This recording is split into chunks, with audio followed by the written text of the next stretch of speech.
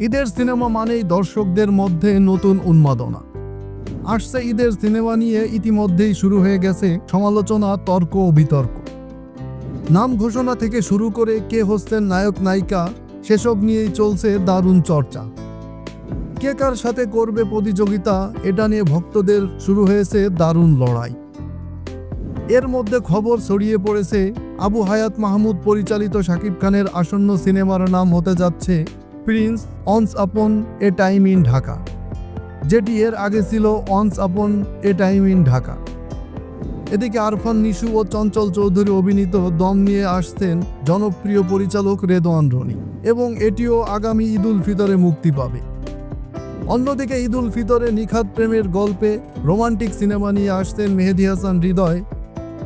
Real energy প্রোডাকশনের ব্যানারে নির্মিতব্য এই সিনেমাটির নাম রাক্ষস।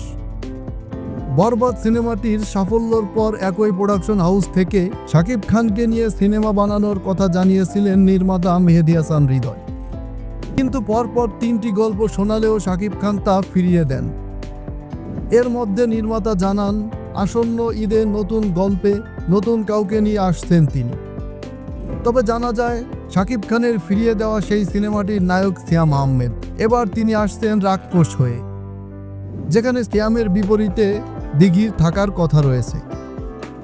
এছাড়া আরফান নিশু ও চঞ্চল চৌধুরী অভিনীত দম একটি সত্য ঘটনা থেকে অনুপ্রাণিত একটি গল্প, যা একটি সার্ভাইভাল থ্রিলার।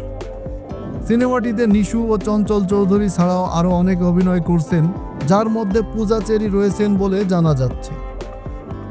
এবারের ঈদে জমবে দারুণ একটা লড়াই, কেননা মুখোমুখি হতে যাচ্ছে শাকিব খান, আরফান নিশু ও সিয়াম আহমেদ। এখন শুধু অপেক্ষার পালা আসছে আগামী ঈদের জনপ্রিয় এই সিনেমাগুলোর জন্য।